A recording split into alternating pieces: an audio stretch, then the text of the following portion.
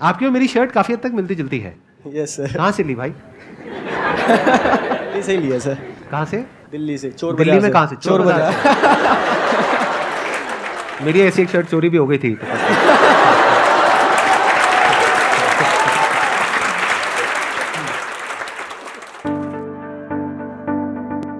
आज तक यहाँ पर जितने भी गेस्ट आए हैं उसमें से सबसे छोटी एज इनकी है, जो अभी ये गेस्ट आने वाले हैं वो सिर्फ 19 साल के हैं और उनके YouTube पर 3 मिलियन से ज्यादा सब्सक्राइबर्स हैं और करोड़ों व्यूज हैं। तो please give an energetic and warm welcome to the one and only Deepak Dahiya.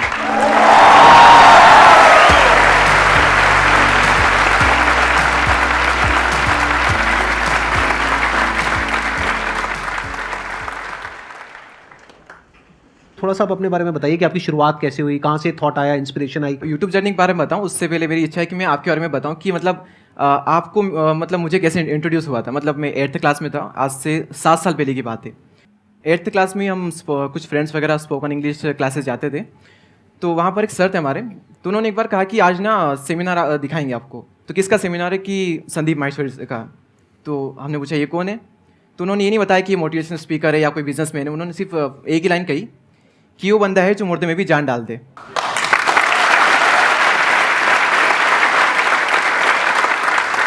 फिर मेरा ऐसा था कि मतलब लाइफ में क्लियर नहीं था कि करना क्या है, मैं क्या करूँ।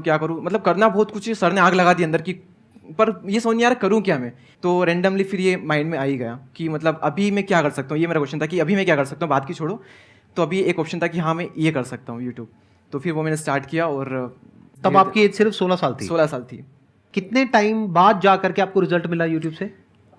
7 महीनों बाद। 7 महीने तक आपकी वीडियोस पे नॉर्मल व्यूज आ रहे थे? व्यूज, बहुत कम व्यूज।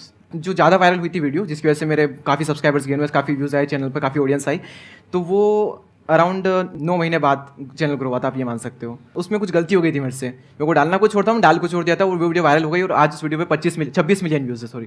तो इस पूरी जर्नी में सबसे बढ़िया मूवमेंट कौन से थे और सबसे खराब मूवमेंट कौन से थे? सबसे बढ़िया मोमेंट था, मुझे अभी भी याद है, मेरे जब 1000 सब्सक्राइबर्स कंप्लीट हुए थे। सबसे खराब फेस कौन सा था आपकी लाइफ का? सबसे खराब फेस था, वो कैमरा पे शो नहीं कर सकते। हाँ, यहाँ जो ऑडियंस है उसको उनको बता सकता हूँ, ये पार्ट आपको कट करना पड़ेगा। ये एडिट करना पड़ेगा? एडिट करना पड़ेगा। तो थोड़ा कम खराब बता दो जो कैमरे में हम दिखा सके। कम खराब तो ऐसा कुछ नहीं है, क्योंकि बट कैमरे में क्यों नहीं दिखा सकते? कितना खराब? अच्छा, ब्रेकअप वगैरह कुछ था क्या? राइट। हाँ, तो नाम मत बताओ, वैसे ही लोगों को इसी में इंटरेस्ट आ रहा है।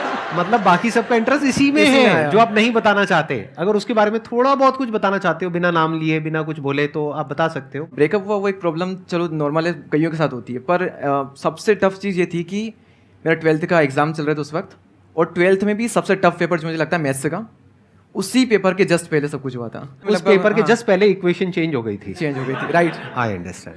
टेक्निकल जोक था, हर एक को समझ नहीं आया होगा। मेरा क्वेश्चन ये है कि ज़्यादातर मोटिवेशनल वीडियोस हम देखते हैं, लेकिन शॉर्ट टर्म का मोटिवेशन मिलता है, लॉन्ग टाइम तक मोटिवेटेड कैसे रह सकते हैं? हर वक्त हर कोई मोटिवेट नहीं रह सकता, वो चाहे मैं हूँ या फिर सर हो, हर वक्त तो एनर्जी हाई रह ही नहीं सकती। बात रही, कई लोगों का मानना है कि मोटिवेशन वीडियो देखने से कुछ नहीं होता, शॉर्ट टर्म में सिर्फ एनर्जी रहती है। माना कि शॉर्ट टर्म में हम मोटिवेट हो जाते हैं, फिर वापस से नॉर्मल स्टेट में आ जाते हैं, लेकिन उनमें जो बातें बताई जाती है ना, वो हमारे साथ जिंदगी भर ये रहती है। भले वो जो फीलिंग है, एनर्जी है, वो टेम्पररी है, लेकिन जो बातें बताई जाती है, जो लाइन्स होती है, वो परमानेंट होती है। तो आपको वहाँ पर फोकस करना चाहिए। मोटिवेशन क्या होता है? एक होता है मोटिवेशन कि मैं यहाँ पर स्टेज पे खड़ा हो जाऊँ, या अपनी कोई वीडियो मेरी आप देख रहे हो जहाँ पे मैं पूरी एनर्जी के साथ आपको कुछ बोल रहा हूँ, आपको गूज़बम्स आ रहे हैं, रोंगटे खड़े हो गए हैं, जोश आ गया है, ये हो गया, उसको आप मोटिवेशन बोल सकते हो। अगर मेरी 500 वीडियोस मैंने आज तक अपलोड करी है, उसमें से ऐसी कितनी है जो कि रोंगटे खड़े कर देने वाली है, और कितनी ऐसी है जो अंडरस्टैंडिंग के बारे में बात करती है? मैक्सिमम 10%। बाकी की 90% कौन सी है? Understanding about life, about mind, about everything in life. क्योंकि अगर आप मोटिवेशन की बात करोगे, yes motivation is temporary, but जब मोटिवेशन काम आता है तो वही काम आता है। जैसे इनका अपना मोटिवेशनल वीडियोस का चैनल है, आई थिंक आपकी 90% जो वीडियोस हैं वो मोटिवेशनल है, राइट? तो जब मोटिवेशन की आपको जरूरत है तो मोटिवेशनल वीडियोस ही काम आएंगी ना। जैसे डेली हम कुछ खाते हैं तो वहां से एनर्जी मिलती है, फिर हम काम करते हैं। तो ऐसे ही मोटिवेशन है। मोटिवेशन कहो या कुछ पॉजिटिव थिंकिंग कहो, डेली आपको कुछ मिलता है तो उससे एनर्जी मिलती है, फिर आप अपने काम पे फोकस करते हो। वो मोटिवेशनल सॉन्ग भी हो सकता है, मोटिवेशनल वीडियोस भी हो सकती हैं, तो वो हो गया शॉर्ट टर्म। लेकिन बहुत सारी ऐसी बातें होती हैं जिसको अगर आप समझ लेते हो तो उसके बाद में वो जो अंडरस्टैंडिंग है वो हमेशा के लिए रहती है। देखो मैं एग्जांपल देता हूं क्या है। मैं आपको बोलता हूं आप सब कुछ कर सकते हो, दुनिया की कोई ताकत आपको करने से रोक नहीं सकती, आगे बढ़ो, छोड़ दो सबको, ये वो वटेवर। ये क्या है? मोटिवेशन है। अब मैं आपको कह रहा हूं कि ये जो माइंड है ना हमारा, ये रेस्टलेस है, तो ये क्वेश्चन मत पूछो कि माइंड को पीसफुल कैसे रखा जाए। ये पूछो कि अगर माइंड रेस्टलेस भी है तब भी हम कैसे अपने गोल पे फोकस रहे। ये क्या है? अंडरस्टैंडिंग है, which is based upon reality. Sir मेरा क्वेश्चन आपसे ये है कि कई बार ऐसा होता है कि ना चाहते हुए भी मैं किसी को हर्ट कर देती हूँ, चाहे फिर वो मेरे पेरेंट्स हो, मेरे सिबलिंग्स हो या फिर फ्रेंड्स हो। पेरेंट्स और सिबलिंग तो समझ जाते हैं कि वो मुझे जानते होते हैं कि इसने अगर कुछ बोला है तो क्यों बोला है, लेकिन कई बार फ्रेंड्स नहीं समझ पाते और इस वजह से ऐसा होता है कि उनसे बिल्कुल ही मतलब बातचीत बिल्कुल ख़त्म हो जाती है। तो फिर उस वहाँ पे भी मेरा दिमाग नहीं लग रहा होता है, डिस्ट्रैक्ट होती रहती हूँ। तो उस चीज़ को मैं कैसे कंट्रोल करूँ? अगर आप कुछ करोगे ना, उसका प्लस भी है माइनस भी है। अगर आप चाहते हो जिंदगी में कोई आपसे हर्ट ना हो तो कुछ बोलो ही मत। जहां आपने मुंह खोला, कुछ बोला, तो उसमें से कुछ बातें किसी को अच्छी लगेंगी, किसी को बुरी लगेगी, कुछ को बुरी लगेंगी। तो this is part of the package. ऐसा नहीं हो सकता कि आप अपने मुंह से कुछ भी बोलो, चाहे अपने दोस्तों को, रिलेटिव्स को, इसको उसको, किसी को भी कुछ भी बोलो और सब कुछ अच्छा ही अच्छा लगे सुनने में।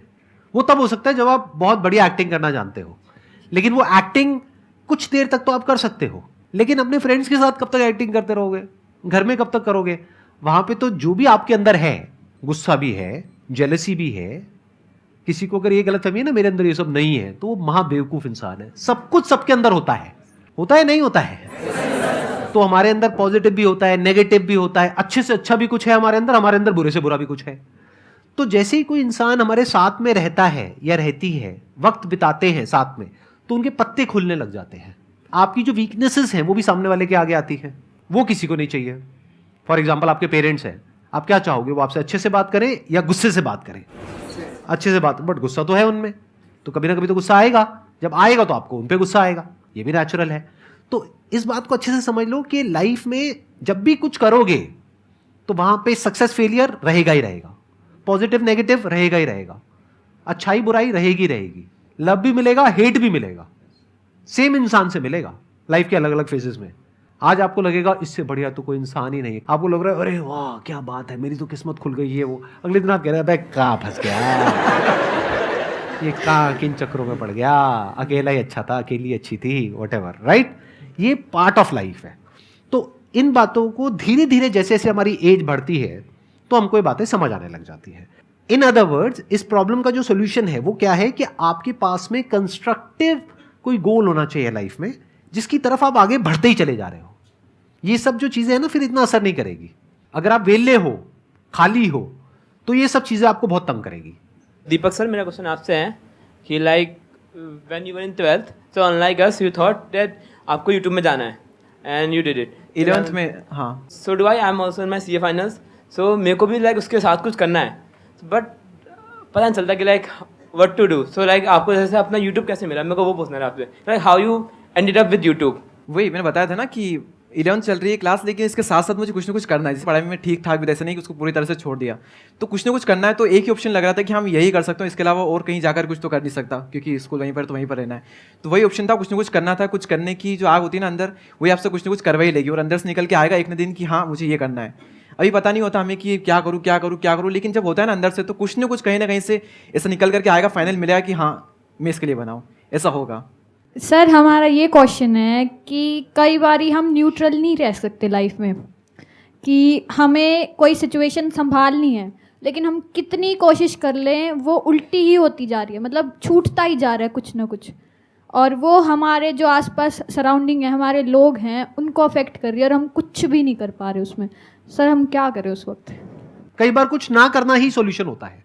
टाइम के साथ साथ वो चीज़ अपने आप हील हो जाती है। जैसे फॉर एग्जांपल आपके यहाँ पे मान लो कोई चोट लग गई, अब आपको खुजली हो रही है, उसको खुजाओगे तो क्या होगा? जख्म और गहरा हो जाएगा। तो अब सोल्यूशन क्या है? कुछ करना या कुछ ना करना? कुछ ना करना।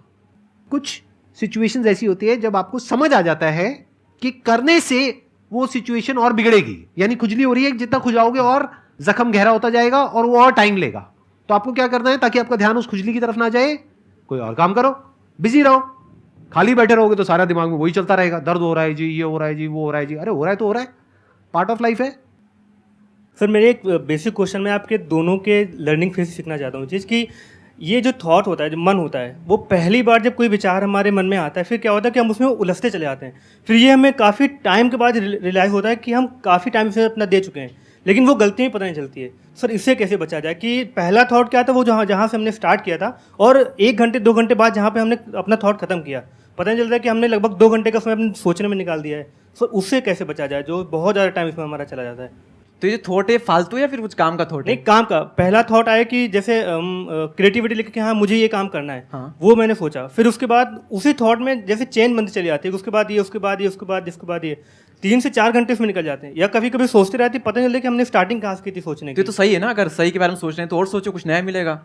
अगर कुछ भी इन्वेंशन होता है तो ऐसे ही तो होता है, सोच करके ही होता है, और थिंकिंग से ही होता है। नेगेटिव थिंकिंग बुरी है, और थिंकिंग बुरी नहीं है। अगर तो आप अपने माइंड में जाकर के फंस रहे हो, यानी कि आप फंस गए हो 1 घंटे तक और कुछ भी नहीं निकला उसमें से, तो वो थिंकिंग बेकार है, किसी काम के लिए टाइम वेस्ट हो गया है।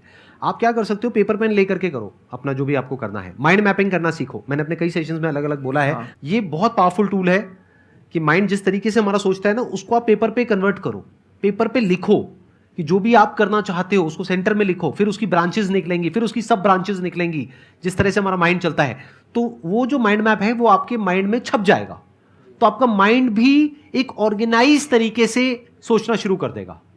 अभी हमारे माइंड में डिसऑर्डर है, अगर आप ऑर्डर लाना चाहते हो तो माइंड को ट्रेन करना पड़ेगा। ट्रेनिंग का जो एक टूल है जो मुझे आज तक लाइफ में सबसे बढ़िया लगा है, दैट इज माइंड मैपिंग। मतलब अपने माइंड को एक क्लियर गोल देना पड़ेगा, ये गोल है जिसे तुझे अचीव करना है, मुझे नहीं पता ये कैसे होगा, माइंड तू बता ये कैसे होगा। तो अपनी ब्रेन के ऊपर आपने छोड़ दिया सवाल पूछ करके, तो ब्रेन उसके रास्ते निकालेगा, आपको अपने आप उस डायरेक्शन में भगाएगा। And that ideally has to be one pointed, अगर आपको सक्सेस चाहिए तो।